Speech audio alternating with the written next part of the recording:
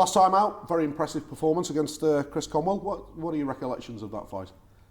Good fight, prepared well. I had my best training camp I've ever had. Great sparring with Joshua Warrington.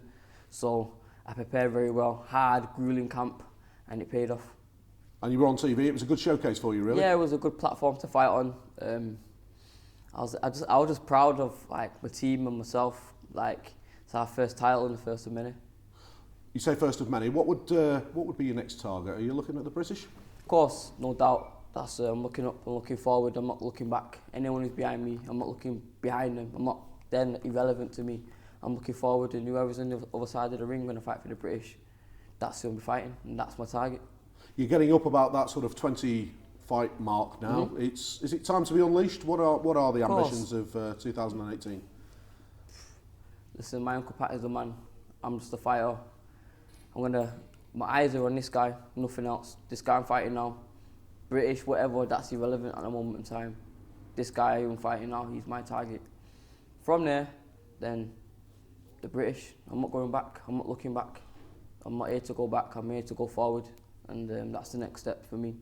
Your Uncle Pat mentioned that he was looking for you to get around about the 20 fight mark, before you pushed on. I mean, he's a hard man to please. Is he seeing the improvements in the gym? Are you seeing the improvements in the gym? Yeah, of course. I see the improvements every day because I'm learning. I live the life of boxing, but boxing's about timing. You can't rush timing. You can't buy timing, unfortunately. So just getting the right time, being at the right place at the right time, and just waiting on my time, basically. One name that has been mentioned by Frank Warren this week is Liam Woodstock. That looks a natural match at some point. Does that appeal to you? Of course it does. He's my weight category. He's a good fighter. He's a good person, but if we cross roads, we cross roads. But like I said, I'm on a straight path. I'm looking at the British. He's a bit behind me in fights, so I'm not going back. He will get there because he's a very good fighter. So at this moment in time, my destination is up, and whoever's in front of me, that's who I'm going to beat. He's a good fighter, and if we cross paths, then we cross paths. But no sweat, no doubt. It is what it is.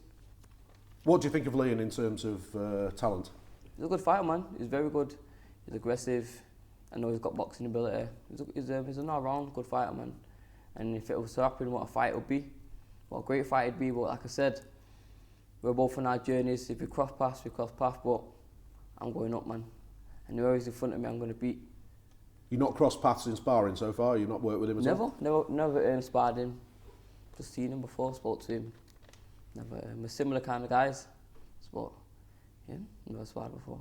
What have you noticed from what you've seen? From Woodstock, what talent-wise? He's aggressive. He comes forward. He uses a bit of boxing ability. He's a good fighter. Now you mentioned before your last fight you were working with Josh Warrington. That type of work must give you a lot of confidence, really. I mean, I won't ask you how the spars went, but presumably you were happy with it. Of course, good sparring. You can't buy for them rounds. I couldn't ask for a better camp. One of my best camps that I've had in my boxing career. So I enjoyed it, and it all paid off. It paid off for him as well, as much as it paid off for me. Valuable rounds, and hopefully we'll do it again. Well, Josh Warrington's going to be fighting Lee Selby, obviously, for the world title. But working with guys at that level, does that sort of, A, inspire you, and B, give you confidence that you will one day be there? Yeah, of course, because he's preparing for, was it a world title eliminator? And I was just preparing for an English title, so there's a massive difference. And I was giving a good account for myself. So I know one day I'm going to be in that position fighting for a world title. So it's just a process of boxing. Step in the ladder and just keep digging. In terms of sparring today, we've just watched you in with Matty Ryan, and Uncle Pat says you're boxing bigger guys to develop your power. Is that part of the plan? It's not about boxing skills anymore. It's almost about sticking around, getting that power. Actually, when he's taking that into the ring, but does that mean you're going to be staying at super featherweight, or we looking of course, at going I'm a super featherweight. My last fight I weighed 9'2". This is what I am. I'm getting in the ring with bigger guys because they're hitting hard, so I need to work on my defence. And I believe in myself. It's belief. If I can do this with a light middleweight or middleweight, imagine what I can do to a super featherweight. And I'm defending, blocking the shots, slipping and rolling. It's just I believe in myself. It's all it is, just belief. I believe I can do that with people heavier than me. You're largely touted as one of the best prospects in the British boxing game, Zelfa.